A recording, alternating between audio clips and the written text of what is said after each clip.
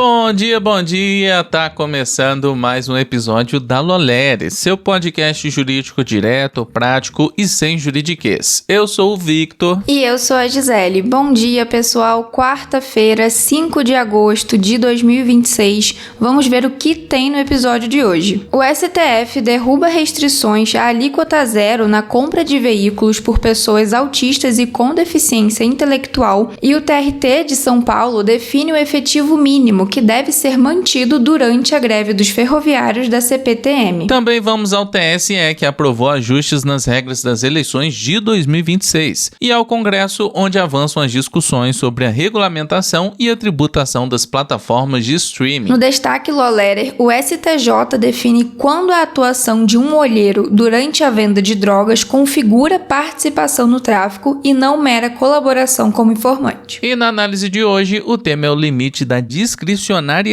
da USCIS na avaliação dos pedidos do visto norte-americano EB-1A. Então vamos para o episódio de hoje e no final a gente volta para ler os comentários de vocês. Peguem um café, coloquem um fone e vamos entender como essas decisões estão movimentando o direito no Brasil e no mundo.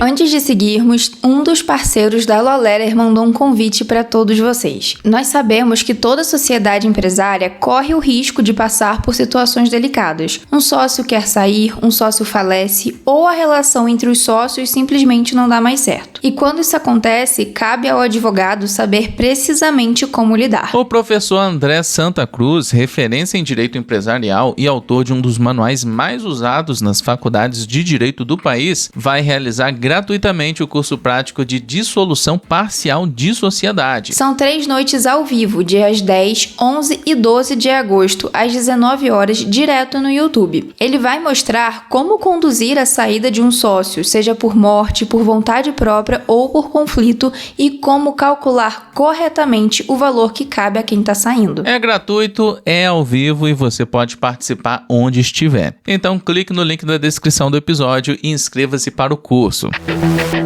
E no giro jurídico de hoje, o plenário do STF declarou inconstitucionais por unanimidade trechos da Lei Complementar 214 de 2025 que restringiam a alíquota zero do IBS e da CBS na compra de veículos conforme o grau da deficiência intelectual ou do transtorno do espectro autista. No julgamento das ADIs 7.779 e 7.790, prevaleceu o entendimento do relator, ministro Alexandre de Moraes, de que a Constituição não diferencia beneficiários pela intensidade da deficiência. Foram anuladas expressões que limitavam o benefício a deficiências severas ou profundas e a autistas de nível moderado ou grave. O STF manteve, porém, o prazo de 3 anos para nova aquisição por pessoas com deficiência ou autismo, considerando legítima a diferença em relação aos taxistas devido ao uso profissional mais intenso dos veículos. A exigência relacionada à adaptação não foi analisada porque havia sido revogada. O TRT da 2ª Região concedeu liminar determinando a manutenção de 80% do efetivo da CPTM nos horários de pico, das 4 às 10 horas e das 16 às 21 horas, e de 60% nos demais períodos durante a greve dos ferroviários. A decisão foi tomada em audiência de instrução e conciliação de dissídio coletivo. Caso a paralisação continue, empresa e sindicato deverão apresentar petição conjunta com as medidas destinadas a garantir o atendimento à população. O descumprimento poderá gerar multa diária de R$1 milhão para a entidade sindical e de R$2 milhões para a CPTM. O tribunal também determinou a presença de um oficial de justiça nos Centros de Controle Operacional da Companhia, no BRAS, para acompanhar o cumprimento da ordem. O TSE aprovou por unanimidade ajustes pontuais nas resoluções das eleições de 2026. No fundo eleitoral, o prazo para distribuição dos recursos mínimos destinados a candidaturas femininas, negras e indígenas passou de 30 de agosto para 8 de setembro. Também foi autorizada a transferência de recursos exclusivamente a candidatos a cargos majoritários que disputem o segundo turno, até o 5º dia após a primeira votação, desde que o valor esteja previsto nos critérios do partido. Nas regras de auditoria do sistema eletrônico, os relatórios das empresas contratadas tratadas passarão a ser encaminhados diretamente aos TREs, que terão prazo definido para enviá-los ao TSE. O calendário eleitoral também foi corrigido para que a previsão de plantão a partir de 15 de agosto mencione apenas as secretarias dos tribunais eleitorais. O Conselho de Comunicação Social do Congresso aprovou recomendações para o projeto que regulamenta e tributa plataformas de streaming de filmes e séries. O PL 2331 de 2022, já aprovado com alterações pela Câmara, aguarda votação no plenário do Senado. Entre as propostas, o Conselho sugeriu isenção da Condecine para empresas com faturamento anual de até 4,8 milhões de reais, alíquotas de 1,5% para receitas entre 4,8 e 96 milhões e cobrança de 3% acima desse valor. Também recomendou salvaguardas para pequenas e médias empresas do setor audiovisual nacional. O relatório incorporou contribuições de entidades do setor e de cidadãos e será encaminhado ao presidente do Senado, Davi Alcolumbre, e ao relator da proposta, senador Eduardo Gomes.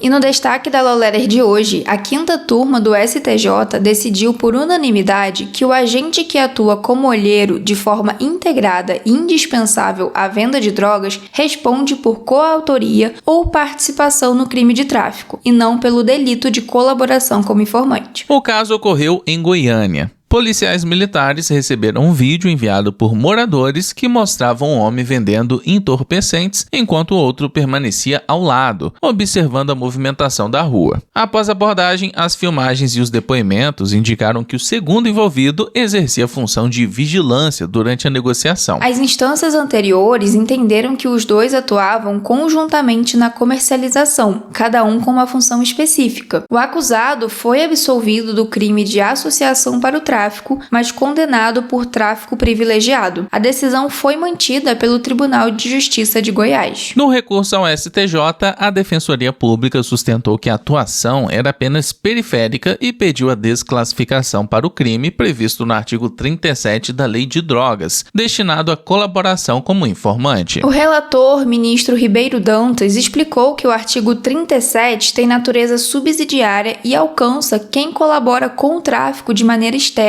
eventual e periférica, sem participar diretamente da execução do crime. No caso, porém, ficou estabelecido que o acusado permaneceu ao lado do vendedor, acompanhando a movimentação do local para garantir a segurança da operação. Para o relator, essa conduta foi ativa, essencial e integrada à dinâmica do tráfico, enquadrando-se no artigo 33 da Lei 11.343 de 2006. O ministro também esclareceu que a absolvição por associação para o tráfico não impede a condenação pelo tráfico. A inexistência de vínculo estável e permanente entre os envolvidos não afasta a coautoria ou a participação direta em um episódio específico de venda de drogas. Com esse entendimento, a 5ª turma negou o recurso e manteve a condenação por tráfico privilegiado.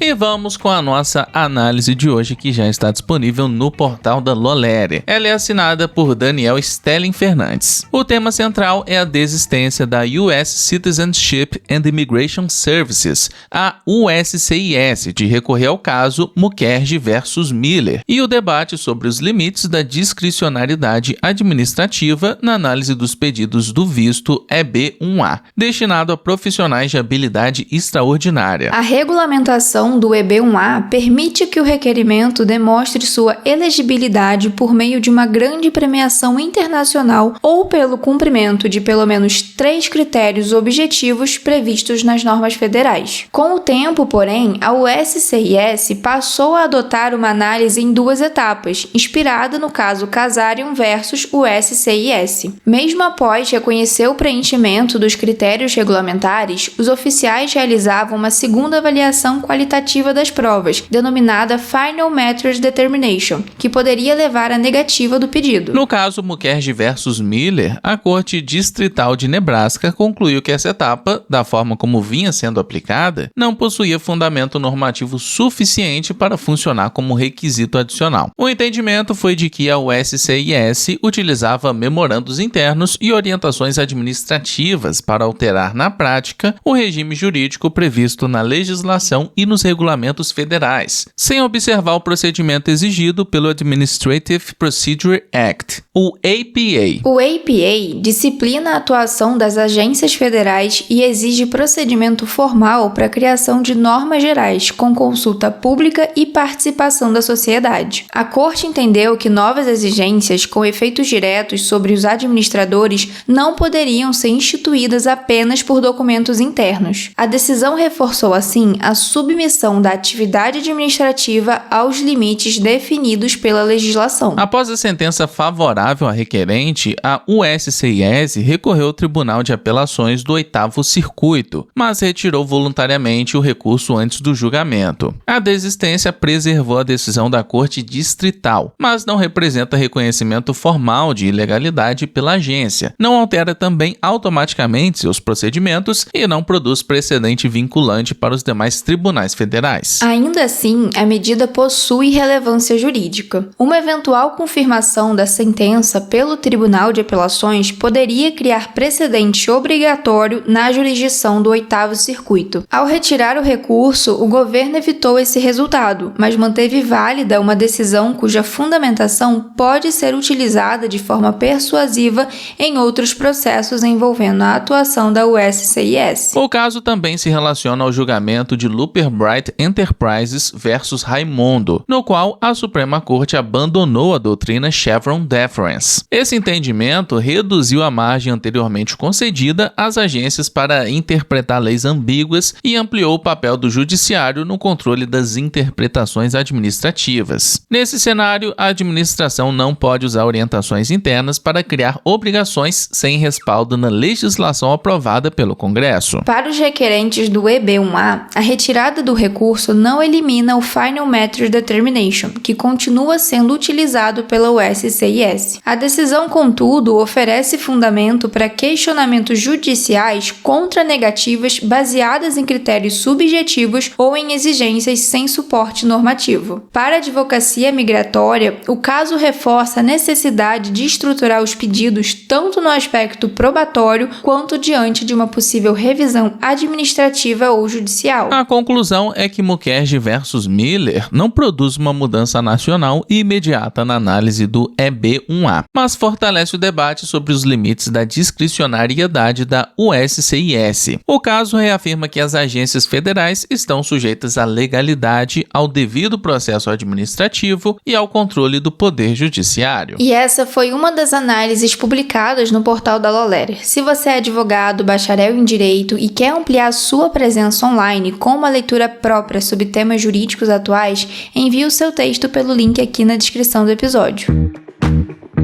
Muito bem, chegamos ao fim de mais um episódio. Muito obrigado a você que escutou até aqui. E vamos ver o que vocês andaram comentando na edição passada. Olha, Vitor, o Reinaldo e o João Pedro estão começando mais um semestre na faculdade de Direito. O Reinaldo está indo para o 7º semestre e o João Pedro para o 2º semestre. Nossa, que saudade do meu 2º semestre. Parabéns, pessoal, e que continuem escutando até depois de formados, né? Inclusive o Reinaldo falou aqui que mais de uma coisa eu tenho certeza, ouvindo a Law Letter, vou chegar na aula mais que pronto. Muito obrigado a todos que comentaram, a Rai, a Dali Viegas, o Marcos, Diogo Lemos e Jorge. E não esquece, pessoal, que tá rolando o sorteio da Editora Foco aqui com a gente e para participar é só comentar "eu quero", que já vai estar participando. E na segunda-feira a gente anuncia o ganhador, então é só comentar aqui em todos os dias até segunda-feira que você vai estar participando. No mais, aproveita para se inscrever na nossa newsletter jurídica, ela é gratuita e o link tá aqui na descrição. Todos os dias você recebe no seu e-mail várias outras notícias para você se manter ainda mais informado. Segue também o podcast e avalie esse programa com 5 estrelinhas. E claro, compartilha esse episódio lá nos seus stories e marca a gente. Os arrobas estão aqui na descrição. Por hoje é isso, pessoal. Uma ótima quarta-feira para todos vocês e a gente se vê amanhã.